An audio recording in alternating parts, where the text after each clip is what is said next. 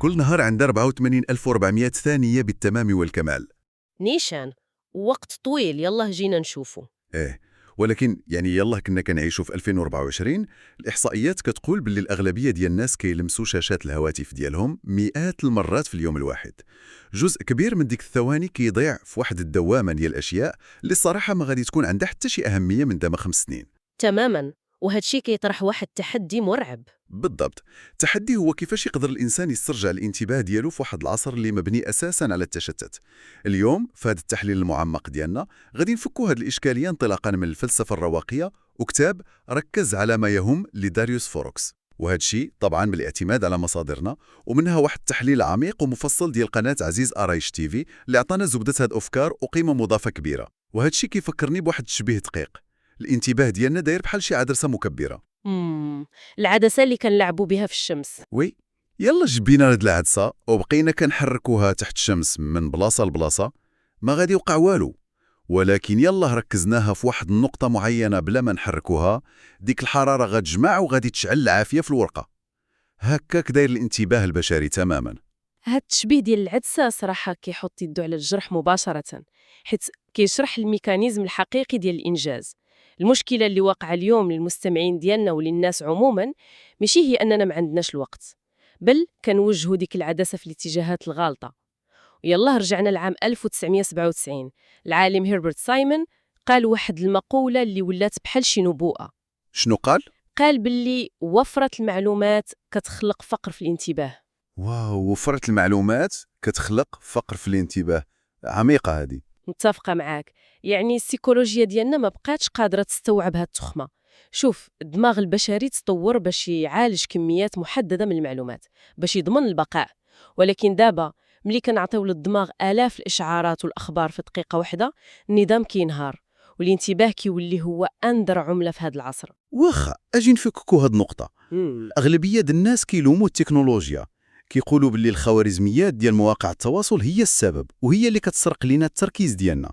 ولكن واش بصح المشكل جاي غير من برا؟ هذا هو الفخ اللي كنطيحوا فيه. يعني واش الهواتف الذكية هي السبب الجذري، ولا هي غير واحد العرض لشي مشكلة أعمق لداخل في العقول ديالنا؟ علاش الإنسان أصلاً كيهرب لهاد المشتتات بهاد الشراهة؟ الصراحة هذا هو السؤال الجوهري، حيث الفلسفة الرواقية كتركز ديما على الداخل قبل الخارج. قبل ما نلوموا التكنولوجيا، خاصنا نفهموا المعركة ديال العقل الداخلي. في 2014 تدارت واحد تجربة في جامعة فيرجينيا، والنتائج ديالها كانت صادمة للعلماء براسهم.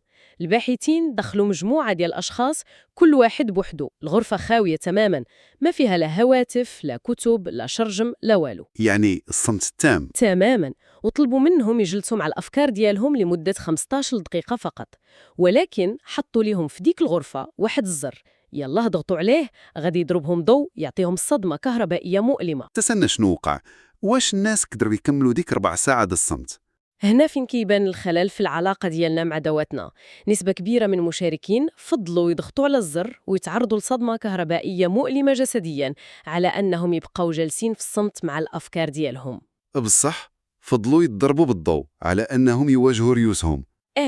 التفسير العلمي والنفسي ديال هادشي هو أننا حنا ما بقيناش كنهربوا من الصمت، حنا كنهربوا من ريوسنا. ملي كيحبس الضجيج الخارجي، الدماغ كيبدا يجبد الملفات اللي مخبية، يعني المخاوف، القلق على المستقبل، الندم على الماضي والقرارات المؤجلة. هاد الأفكار كتشكل واحد العبء نفسي ثقيل. الفيلسوف الروماني سينيكا كان فاهم هاد الميكانيزم اللي قال المقولة الخالدة ديالو باللي نعاني في الخيال أكثر مما نعاني في الواقع. نعاني في الخيال أكثر مما نعاني في الواقع. صراحة مقولة كتلخص كل شيء. نيشان، العقل ديالنا كيخلق سيناريوهات مرعبة، وهذا الشيء اللي كيخلينا نقلبوا على أي مشتت واخا يكون ألم جسدي بحال ديك التجربة باش نسكتوا نك الصوت الداخلي. هذا الإدراك كيخلينا نشوفوا المذكرات ديال الإمبراطور ماركوس أوريليوس بواحد النظرة مختلفة. هذا الرجل كان كيحكم إمبراطورية شاسعة، كيتحكم في جيوش وثروات، ولكن في الخيمة ديالو وسط المعارك كان كيكتب الراس بلي السلطة الحقيقية الوحيدة اللي عنده ماشي هي العالم الخارجي، بل هي التحكم في العقل ديالو. هذيك هي الخلاصة ديال الرواقية. ولكن هنا عندي واحد التساؤل نقدي وبغيتنا نحلوا هذه الإشكالية. بزاف ديال الناس كيعتقدوا باللي الحل هذا الضجيج الداخلي هو تغيير المحيط. يعني الواحد كيقول مع راسو يلا بدلت الخدمة اللي مخنوق فيها، ولا يلا جمعت حوايجي وسافرت لشي جزيرة هادية، غادي نرتاح وغادي نقدر نركز. واش هادشي عنده شي أساس علمي أو فلسفي ولا غير وهم؟ هاد الفكرة هي بالضبط اللي كيحضر منها داريوس فوروكس انطلاقا من المبادئ الرواقية، وكما تم الشرح ديالها بوضوح في المصادر ديالنا ومنها قناة عزيز أعرايش تيفي. تغيير المكان ما كيغيرش العقل نهائياً. يعني بحال اللي كيهرب من ظلو. تماماً. التفسير البيولوجي ديال هاد الوهم مرتبط بالدوبامين. ملي الواحد كيبدل المحيط، كيسافر ولا كيبدل العمل، الدماغ كياخد واحد الجرعة سريعة ومؤقتة ديال الدوبامين نتيجة للجديد.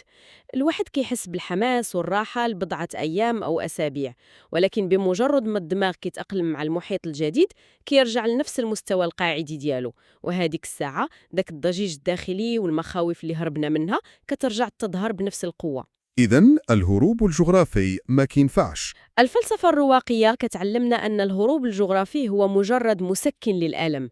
التركيز الحقيقي كيبدا من المواجهة. خاص الإنسان يتقبل الأفكار ديالو ويصفي الذهن ديالو، عاد يقدر يتحكم في المشتتات الخارجية. إذن إلا كان العقل ديالنا أصلاً كيخاف من المواجهة وكيميل بطبعه للهروب وللبحث عن المكافآت السريعة، كيفاش نقدروا نحميو هذا العقل في واحد العالم اللي كيعرض علينا يومياً المئات من الفرص والطلبات والالتزامات؟ سؤال مهم. ملي كنغوصوا في المصادر ديالنا كنلقاو باللي الحل كيبان متناقض شوية مع داكشي اللي تربينا عليه. الحل باش نزيدوا في التركيز ديالنا ماشي هو نزيدوا أدوات أو خطط جديدة، بل هو نتخلاو. قوة الرفض أو الفن المعقد ديال قول لا. متفقة معاك. التخلي هو جوهر التركيز، وهذه الصراحة أصعب مهارة ممكن إنسان يتعلمها. باش نفهموا هادشي عملياً، كاين واحد القصة شهيرة جداً ديال الملياردير وارن بافيت مع الطيار الخاص ديالو مايك فلينت اللي كتشرح هاد المبدأ بعمق. فيت اللي سمعت بها ديال اللائحة ياك؟ وي، بافيت طلب من الطيار ديالو يكتب قائمة فيها أهم 25 هدف باغي يحققهم في المسار المهني والشخصي ديالو. ملي الطيار كمل اللائحة، بافيت طلب منه يدير دائرة على أهم 5 ديال الأهداف فقط، دوك الأهداف اللي كيعتبرهم مصيرية. الطيار عزل 5 ديال الأهداف وظن بلي الأهداف ال20 اللي بقات غتكون هي الخطة باء، يعني غيخدم عليها في وقت الفراغ. يعني بحال اللي كيديروا كاع الناس، كيرتبوا الأولويات ولكن كيحتفظوا بكل شيء. بالضبط. ولكن بافيت صدموا بواحد القاعدة قاسية. قال ليه هادوك ال20 هدف اللي بقاو هما الأشياء اللي خاصك تتجنبهم وتتجاهلهم مهما كان الثمن حتى تكمل الأهداف الخمسة الأولى. هاد القاعدة اللي معروفة ب5/25 كتعري واحد الفخ خطير كنطيحوا فيه كاملين. الخطر الحقيقي اللي كيهدد النجاح ديالنا ما كيجيش من الأشياء السيئة بوضوح، حيت هذيك باينة وما كتحتاجش التفكير باش نرفضوها. نيشان المشكل في الأشياء الجيدة. الخطر الحقيقي والمخفي كينبع من الأشياء الجيدة، المشاريع اللي كتبان زوينة، الهوايات الممتعة ولا الفرص اللي كتبان مغرية.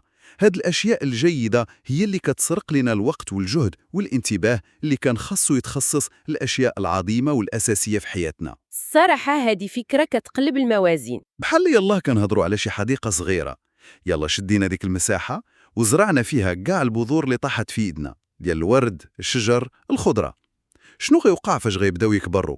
حتى الشجرة ما غادي تطول وتوصل للشمس، حيت ديك النباتات كلها غتولي تتنافس بشراسة على نفس الموارد المحدودة ديال الماء والتربة. في النهاية غنحصلوا على حديقة فوضوية وكل شي فيها ضعيف. التشبيه ديال الحديقة كيوضح صورة تماما. الانتباه ديالنا هو دوك الموارد، ويلا وزعناه على 25 هدف، حتى واحد فيهم ما غياخد حقه. وهذا المبدأ ما كيقتصرش غير على الأفراد، بل كينطبق حتى على أكبر الإمبراطوريات الاقتصادية.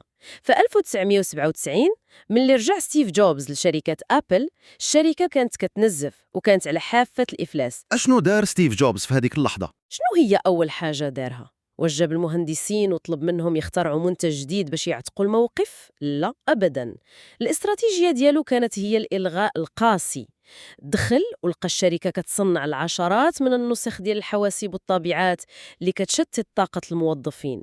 قام بإلغاء أكثر من 70% من المنتجات، وركز كل الموارد المادية والبشرية ديال الشركة في عدد محدود جدا من المنتجات.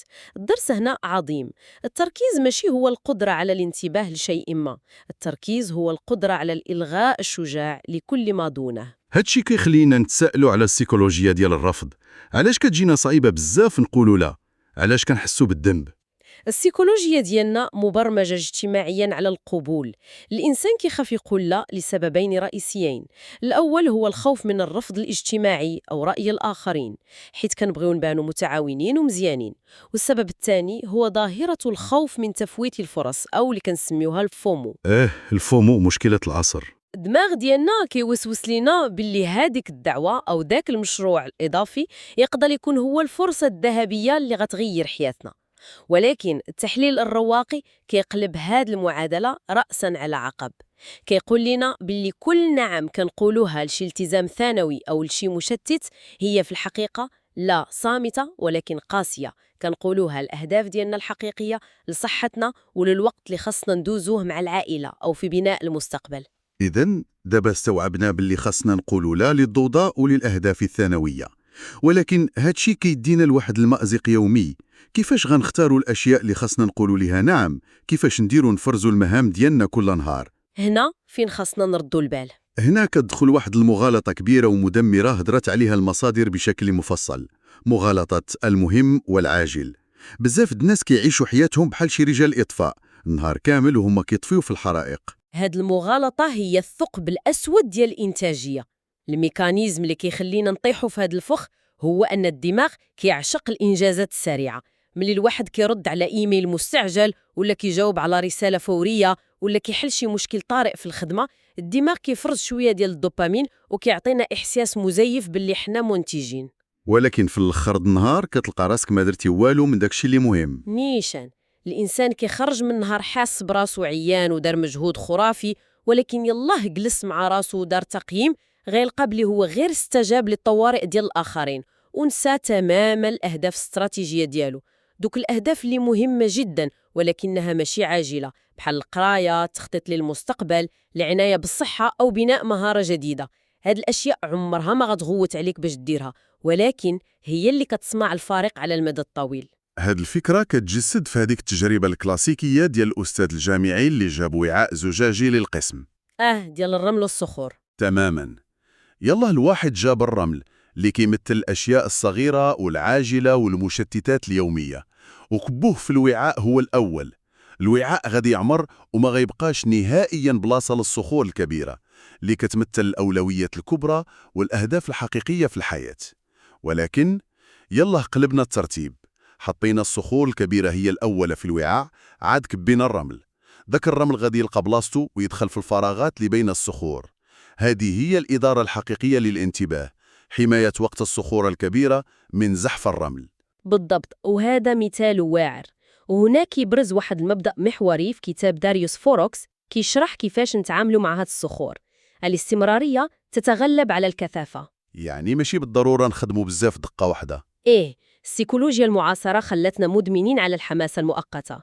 الواحد كيبغي يكتب كتاب كيجلس 10 سوايع في نهار واحد، كيعيا وكيحبس شهور. ولكن المفهوم ديال العمل العميق كيتبنى على المرونة العصبية والتراكم. 20 دقيقة ديال التركيز العميق كل نهار بلا هواتف بلا مشتتات كتعطينا 120 ساعة ديال الإنتاج الصافي في العام. 120 ساعة من غير 20 دقيقة في النهار. واو. قراءة صفحة واحدة في اليوم كتعطينا قراءة كتاب أو 2 في السنة بدون مجهود يذكر. هذا التأثير التراكمي وخا كيبان بطيء في الأول هو اللي كيصنع التحولات الجذرية، حيث كيولي جزء من الهوية ديالنا، ماشي مجرد رد فعل مبني على المزاج. وخا اسمح لي نوقفك هنا ونطرح واحد التحدي اللي كيواجهه الأغلبية. الواحد كيسمع هادشي ديال 20 دقيقة وتحديد الأولويات وكيتحمس، ولكن ملي كيجي يطبق كيتجمد. المشكلة ماشي ديما هي العجز أو التشتت.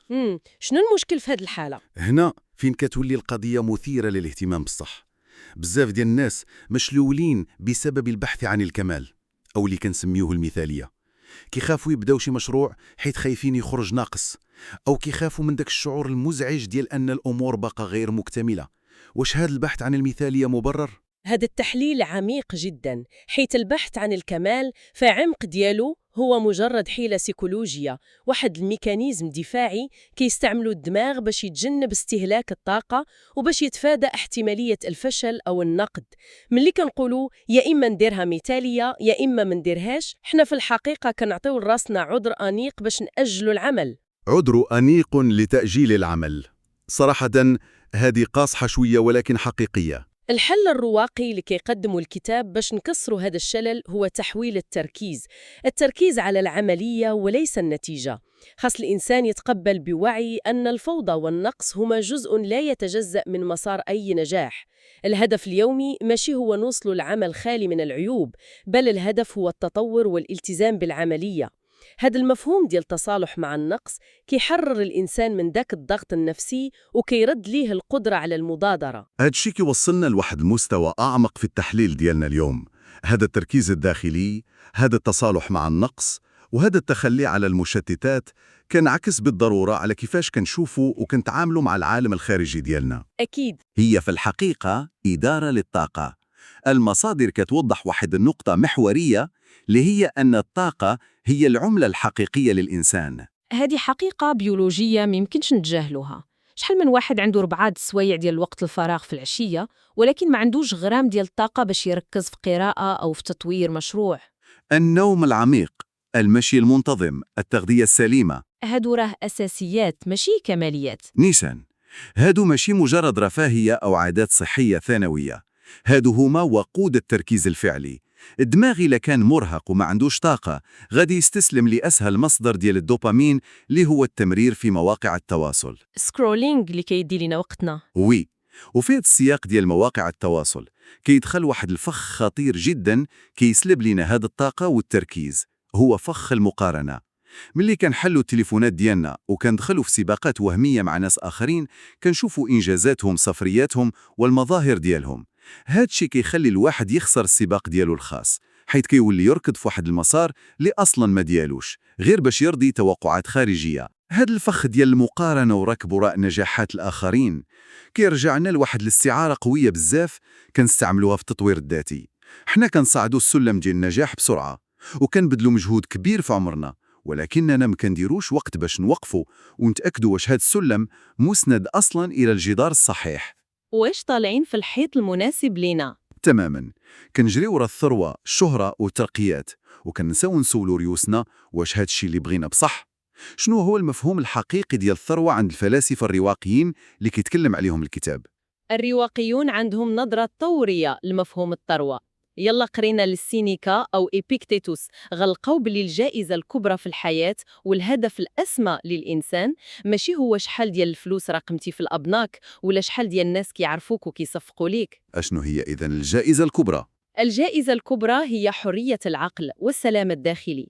الثروة المادية بالنسبة لهم هي مجرد أداة لتحقيق الاستقلالية باش ما يكونش مصيرك فد شي حد آخر، ولكنها عمرها ما خاصة تكون هي الهوية اللي كنعرفوا بها ريوسنا. مفهوم عميق. ابتيتيتوس عنده مقولة عميقة كتلخص هادشي. كيقول باللي الثروة ليست في امتلاك الكثير بل في الرغبة في القليل. الميكانيزم هنا واضح. ملي كتولي الرغبات ديالنا بسيطة ومتحكم فيها كنوليو أحرار، وما كيبقاش العالم الخارجي والإعلانات قادرين يتحكموا في الانتباه ديالنا أو يخلقوا لينا احتياجات وهمية. إذن يلاه استوعبنا هادشي. واش هاد الفلسفة كتعني أننا خاصنا نتخلاو على الطلوح المهني؟ واش خاص الواحد يعيش واحد الحياة عادية ومملة بلا أهداف كبيرة باش يلقى هاد السلام الداخلي؟ هذا سوء فهم شائع للفلسفة الرواقية، وكثير من الناس كيغلطوا فيه. الرواقية ما كتدعيش للكسل أو الانعدام الطموح، بالعكس كتشجع على العمل الجاد والنافع. ولكن الكتاب كدعونا لاكتشاف واحد المفهوم ضايع اليوم، وهو جمال الحياة العادية. جمال الحياة العادية، عجبتني هذه العبارة. العصر ديالنا برمجنا باش نعتقدوا أن الحياة باش تكون ناجحة ومستحقة خاصها تكون مليئة بالأحداث الاستثنائية، الإنجازات الضخمة والضجيج المستمر، وهذا الشيء مستحيل ومرهق. الجلوس بهدوء مع العائلة بدون تليفونات، التمتع بصحة جيدة، أداء عمل كتحبه تتقنه بصدق وخا يكون بسيط، المشي في صمت. هاد التفاصيل العادية هي اللي كتصنع المعنى الحقيقي والمتين للحياة. الحياة الهادئة اللي فيها تركيز على ما يهم هي حياة غنية جدا وعميقة من المنظور الرواقي. وصلنا دابا لواحد المحطة حاسمة في هذا الغوص المعرفي. باش يقدر الإنسان يوصل لهذا المستوى العالي ديال الصفاء والتركيز ويقدر بشجاعة يتخلى على المشتتات ويقول لا للمغريات، كاين واحد الحقيقة قاطعة ومطلقة خاصنا نتذكروها دائما، حيث هي المرسال اللي كتعطي لحياتنا واحد المعنى ديال الاستعجال حقيقي، ماشي الاستعجال ديال الإيميلات. هاد الحقيقة هي اللي كيعرفوها الرواقيون بمبدأ ميمنتو موري، أو تذكر أنك ستموت. هاد المبدأ ماشي دعوة للحزن، الاكتئاب أو التشاؤم كما يعتقد البعض، بالعكس هو محفز إيجابي وقوي جدا لترتيب الأولويات وكنس المشتتات. كيفاش ممكن نفهم هذا المبدأ بشكل عملي؟ المصادر كتشير لواحد القصة مؤثرة جدا ومبنية على أحداث حقيقية كتلخص هذا المبدأ كامل. قصة الطبيب الجراح بول كلانيتي اللي كتب المذكرات الشهيرة عندما يصبح النفس هواء. بول دوز أكثر من 10 سنين ديال الدراسة والتدريب الشاق في جراحة الأعصاب. كان عايش بمبدأ تأجيل المتعة والراحة للمستقبل، ولكن في قمة النجاح ديالو المهني وهو في سن 36 عام وفي الوقت اللي كان كيستعد باش يبدأ يحصد ثمار التعب ديالو، اكتشف عنده السرطان في مراحل متقدمة جدا. هاد القصة كتحبس الأنفاس حيث كتمس الصميم ديال الوجود البشري. تخيل معايا طموح مهني ديال عشرات السنين ومستقبل كان كيبان واضح ومضمون، اختزل فجأة في لحظة واحدة، وسؤال واحد كيطرحه بول على الطبيب ديالو: شحال بقى لي ديال الوقت؟ سؤال صعيب ومؤلم. بول في هذيك اللحظة الفاصلة أدرك واحد الحقيقة اللي كنساوها كاملين. أدرك أن الحياة ما كتبداش فاش كنساليو المهام ديالنا، ولا فاش كنحققوا الأهداف الكبرى والترقيات، ولا فاش كنوصلوا لسن التقاعد. الحياة كتوقع وتحدث أثناء تنفيذ هذه المهام. الحاضر، هاد الثواني اللي كنعيشوها دابا، هو كل ما نملك. الانتظار المستمر للمستقبل هو أكبر تشتت. هاد الإدراك العميق اللي وصل ليه بول كلانيتي هو اللي كيخلينا نفهموا الخلاصة والزبدة ديال هاد التحليل كامل. النجاح الحقيقي في الحياة بعيداً عن كل الشعارات الرنانة وكتب التنمية البشرية السطحية هو أن ينام الإنسان بالليل وهو مرتاح داخلياً، وهو يعلم علم اليقين أنه منح وقته، طاقته، والأهم من ذلك انتباهه الخالص للأشياء والأشخاص اللي كيستحقوا فعلاً. يعني التركيز هو قيمة ديال الحياة براسها. تماماً.